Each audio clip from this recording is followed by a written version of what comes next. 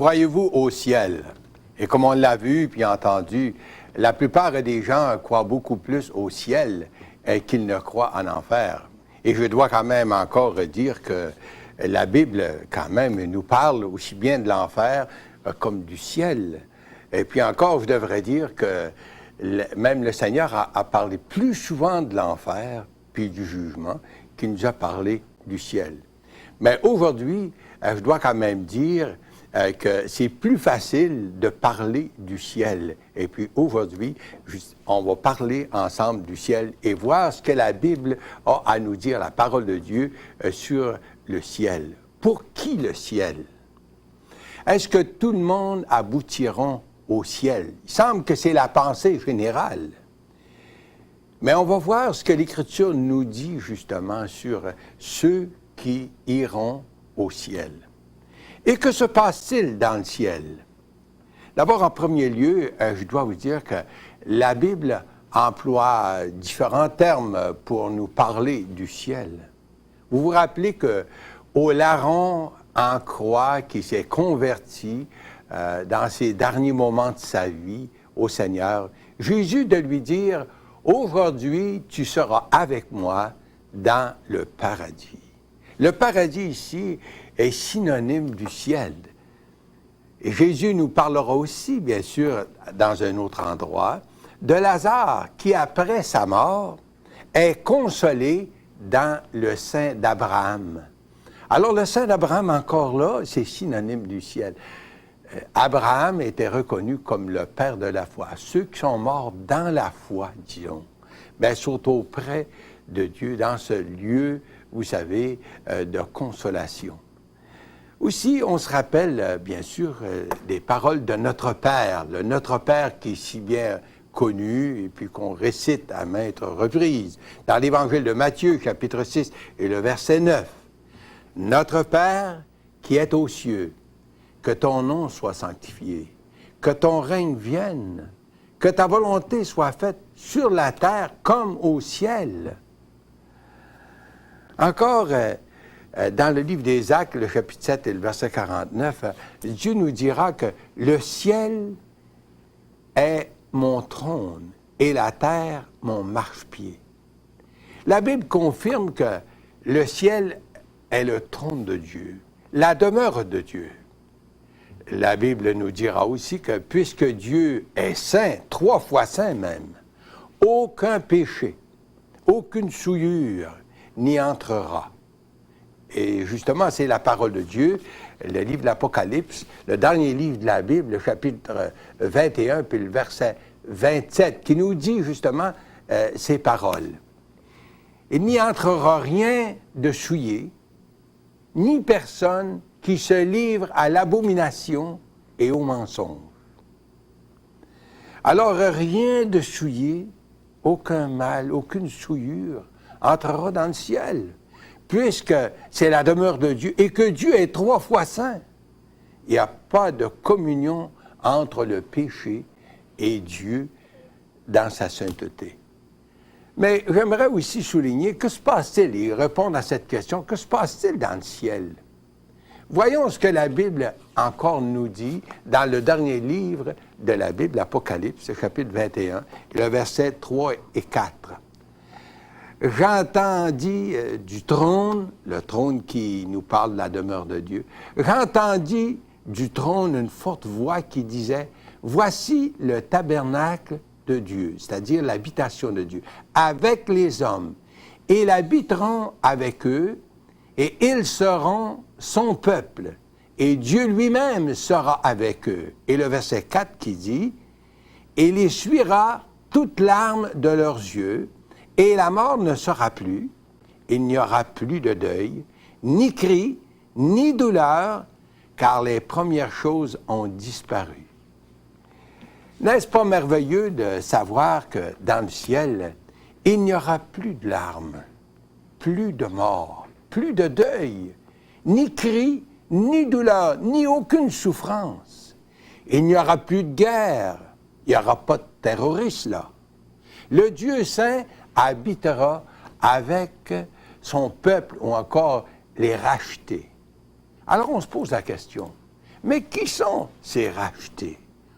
Ah, bien sûr que pour beaucoup de gens, ils se voient parmi ces rachetés. Peut-être que c'est le cas avec plusieurs d'entre vous aujourd'hui. Vous pensez que, bon, on va tout aboutir, puis on va faire partie de son peuple. Nous avons vu que, pourtant, il n'y a rien de souillé. Aucun péché n'entrera dans le ciel. La question alors se pose, mais comment l'homme pécheur peut espérer se retrouver au ciel, là où règne la sainteté même de Dieu? Quelles sont les conditions qui nous assurent notre place dans le ciel? Si le ciel est la demeure de Dieu, il faut savoir quelles sont ses exigences. La parole de Dieu nous met au clair sur ces vérités. Tout d'abord, elle nous dit que notre justice, nos bonnes œuvres, sont entachées par le péché. Notre justice est comme un vêtement souillé devant Dieu. Et encore, la Bible nous dit dans l'Épître aux Romains, chapitre 3 et le verset 23, « Tous ont péché et sont privés de la gloire de Dieu. » Vous vous rappelez cette chanson populaire du passé? « Tout le monde va aller au ciel, mais il n'y a personne qui veut mourir. » La mort crée chez beaucoup de monde, beaucoup de gens, des inquiétudes, puisqu'ils ne savent pas ce qui les attend. Les religions sont en partie responsables pour créer cette incertitude chez leurs adeptes, parce que, justement, on leur dit que personne ne peut le savoir. Il faut faire des mérites, il faut faire pénitence, il faut faire ci, il faut faire ça, pour pouvoir se mériter une place dans le ciel. Aux dirigeants spirituels du temps de Jésus, c'était la même chose, vous savez, les pharisiens. Et Jésus de leur dire, en Jean chapitre 8, verset 21, il dit, « Je m'en vais, et vous me chercherez, et vous mourrez dans vos péchés, vous ne pouvez venir où je vais. » Leur péché était la rejection du Fils de Dieu, leur Messie, leur Sauveur. Ils refusaient d'accepter le Christ comme leur Sauveur et préféraient leur religion, leur tradition, leur justice propre. Et Jésus continue par leur dire au verset 24, « C'est pourquoi je vous ai dit que vous mourrez dans vos péchés, car si vous ne croyez pas ce que je suis, vous mourrez dans vos péchés. » Ils ne voulaient pas accepter que Jésus était Dieu, le Fils, parmi eux, leur Messie.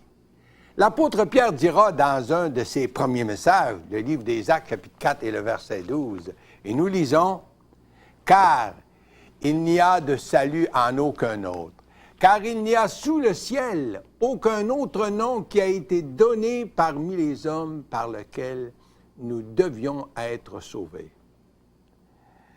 Et Jésus lui-même de nous dire en Jean chapitre 10 et le verset 9, puis c'est un verset qui est pourtant si clair, si précis en même temps. « Je suis la porte. Si quelqu'un entre par moi, il sera sauvé. » Mais je me demande combien y croient vraiment. Je me demande si vous y croyez vraiment. Vous savez, on ne peut pas ajouter notre interprétation à cette parole si précise. Je suis la porte. Si quelqu'un entre par moi, il sera sauvé. Il nous dit, c'est moi, Jésus, qui suis la porte du ciel. Il n'y a pas d'autre moyen. Il n'y a pas d'autre chemin qui mène au ciel. De venir à Jésus tel que nous sommes, tel que vous êtes, pour vous confier à lui pour le pardon de vos péchés, dans un esprit de repentance. C'est ce qui vous assure le salut et votre place avec lui dans le ciel. Et encore, ce verset qu'on a déjà entendu au tout début de cette émission, en Jean chapitre 14, versets 2 et 3, et je cite cette parole de Jésus. C'est dit, « Il y a plusieurs demeures dans la maison de mon Père. Si cela n'était pas, je vous l'aurais dit, je vais vous préparer une place.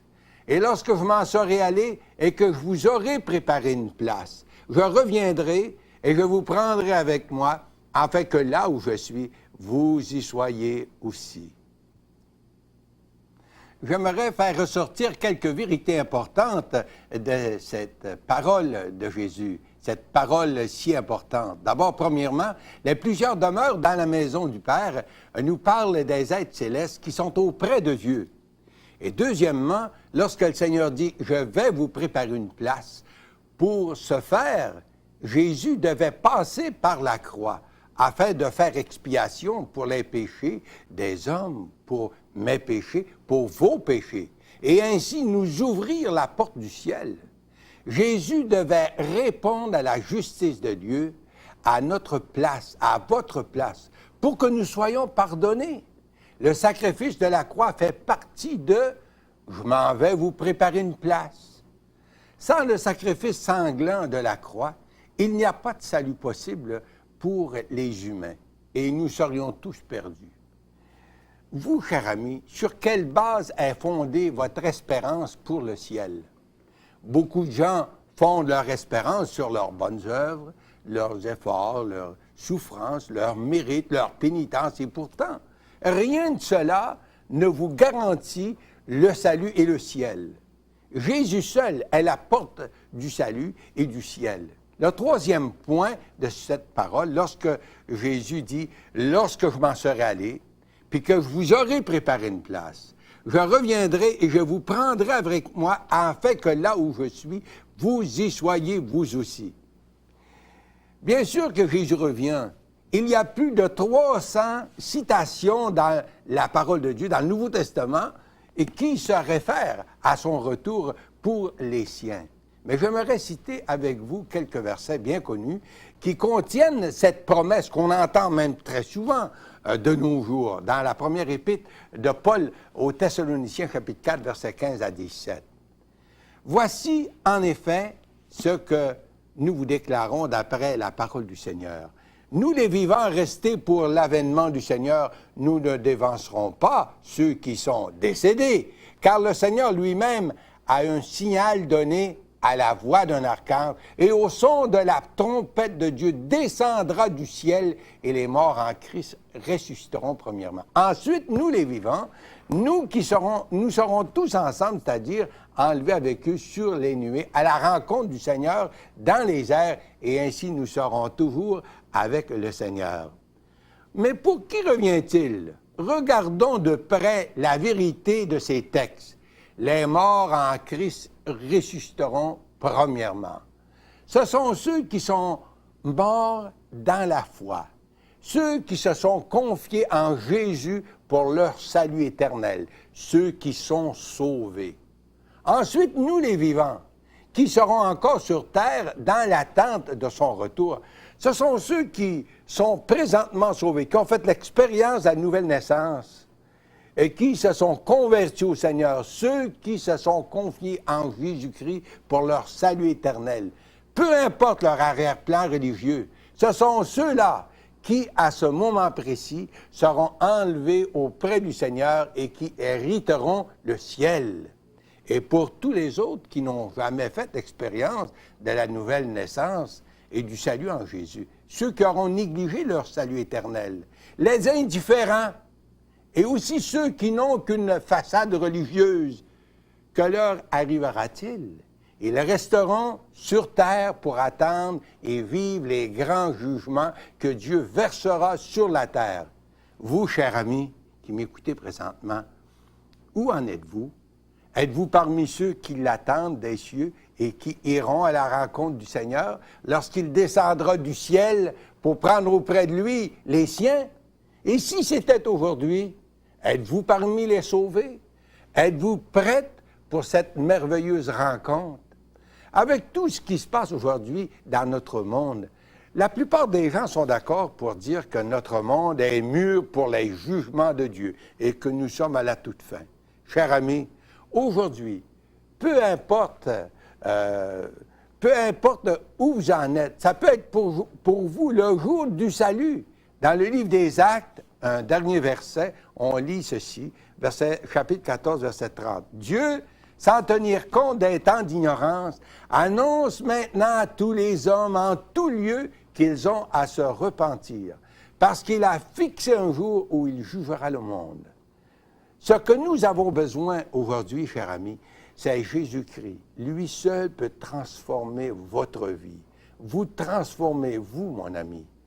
Pour ce faire, vous devez être prêt à accepter son pardon, le pardon qu'il vous offre, non sur vos mérites à vous, mais sur ses propres mérites, les mérites que Jésus vous a mérités, bien sûr, en croix.